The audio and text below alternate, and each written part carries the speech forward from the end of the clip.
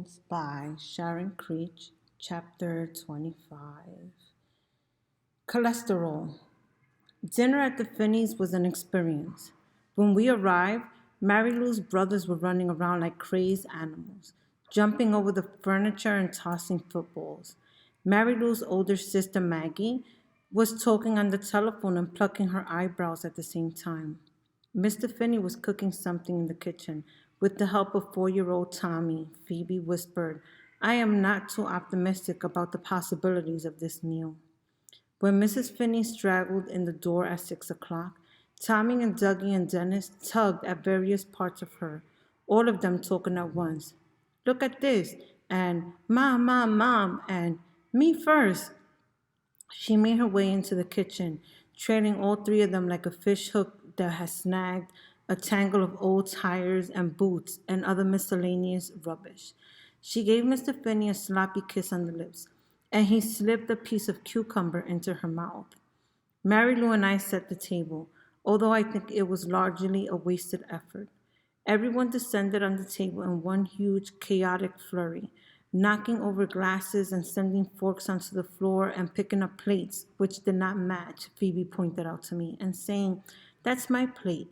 I want the daisy plate, and give me the blue one. It's my turn for the blue one. Phoebe and I sat between Mary Lou and Ben. In the center of the table was a huge flat platter of fried chicken. Phoebe said, Chicken? Fried? I can't eat fried foods. I have a sensitive stomach. She glanced over at Ben's plate. He had taken 3 pieces of chicken. You really shouldn't eat that, Ben. Fried foods are not good for you. First of all, there's the cholesterol. Phoebe removed 2 pieces of chicken from Ben's plate and put them back on the serving table. Mr. Finney coughed. Mrs. Finney said, You're not going to eat the chicken then, Phoebe? Phoebe smiled. Oh, no, Mrs. Finney, I couldn't possibly. Actually, Mr. Finney shouldn't be eating it either. I don't know if you're aware of this, but men should really be careful about their cholesterol. Mr. Finney stared down at his chicken. Mrs. Finney was rolling her lips around peculiarly. By this time, the beans had been passed to Phoebe, who examined them carefully. Did you put butter on these beans, Mrs. Finney? Yes, I did. Is there something wrong with butter? Cholesterol, Phoebe said. Cholesterol in the butter. Ah, Mrs. Finney said. Cholesterol. She looked at her husband. Be careful, dear. There's cholesterol on the beans. I stared at Phoebe. I am sure I was not the only one in the room who wanted to strangle her. Ben pushed his beans to one side of his plate. Maggie picked up a bean and examined it. When the potatoes came around, Phoebe explained that she was on a diet and could not eat starch. The rest of us looked glumly down at our plates. There was nothing at all on Phoebe's plate. Mrs. Finney said, So what do you eat, Phoebe? My mother makes special vegetarian meals, low calorie and no cholesterol. We eat a lot of salads and vegetables. My mother's an excellent cook. She never mentioned the cholesterol in all those pies and brownies her mother made. I wanted to up and say, Phoebe's mother has disappeared, and that is why Phoebe is acting like a complete donkey. But I didn't. Phoebe repeated, A truly excellent cook. Marvelous, Mrs. Finney said. Do you have any unadulterated vegetables? Unadulterated, Mrs. Finney said. It means unspoiled, without any butter or stuff added. I know what it means, Phoebe, Mrs. Finney said. I can eat unadulterated vegetables, or if you have any red bean salad handy, or stuffed cabbage leaves, broccoli and lentil casserole, macaroni and cheese, vegetarian spaghetti. One by one, everyone at the table turned to stare at Phoebe. Mrs. Finney got up from the table and went into the kitchen. We heard her opening and closing cupboards. She returned to the doorway. Muesli, she asked Phoebe. Can you eat muesli? Phoebe said, Oh, yes, I eat muesli for breakfast. Mrs. Finney disappeared again and returned with a bowl of dried up muesli and a bottle of milk. For dinner? Phoebe asked. She gazed at the bowl. I usually eat it with yogurt, not milk, she said.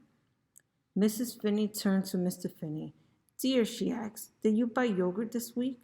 Gosh, no, I must have forgotten. Blasted. How could I forget the yogurt? Phoebe ate her dried up muesli without milk.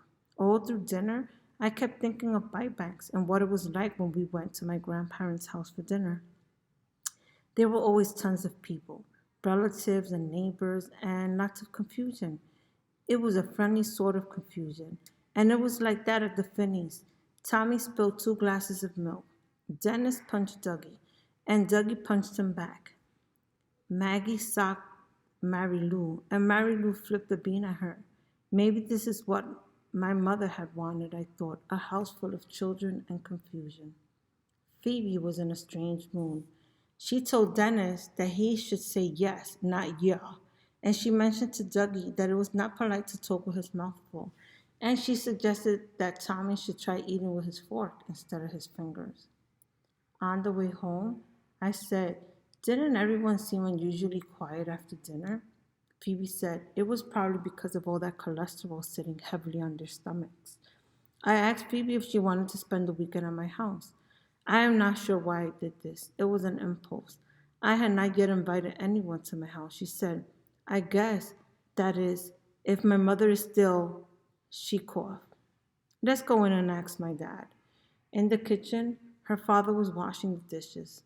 Phoebe seemed surprised. He was wearing a frilly apron over his white shirt and tie. "You're supposed to rinse the soap off," Phoebe said. "And is that cold water you're using? You're supposed to use really, really hot water to kill the germs." He didn't look at Phoebe. I thought maybe he was embarrassed to be caught doing the dishes. "You've probably washed that plate enough," Phoebe said. He had been rubbing it around and around and around with the dishcloth. He stopped and stared down at the plate. I could practically see the birds of sadness peeking at his head. But Phoebe was busy swatting at her own birds. "Did you call all of Mom's friends?" Phoebe asked. "Phoebe," he said, "I'm looking into it. I'm a little tired. Do you mind if we don't discuss this now? But don't you think we should call the police?" "Phoebe, Sal wants to know if I can spend the weekend at her house." "Of course," he said. "But what if Mom comes back while I'm at Sal's? Will you call me? Will you let me know?" "Of course." "Or what if she telephones? I won't be able to talk with her. Maybe I should stay home. I think I should be here if she telephones." "If she telephones, I'll have her call you at Sal's," he said. "But if we don't have any news by tomorrow," Phoebe said, "we should definitely call the police. I think we have waited too long already. What if she's tied up somewhere waiting for us to rescue her?"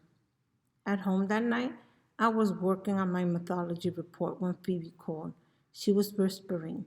She said that when she went downstairs to say goodnight to her father, he was sitting in his favorite chair staring at the television.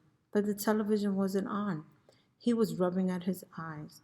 If she did not know her father better, she would have thought he had been crying. "But my father never cries," she said.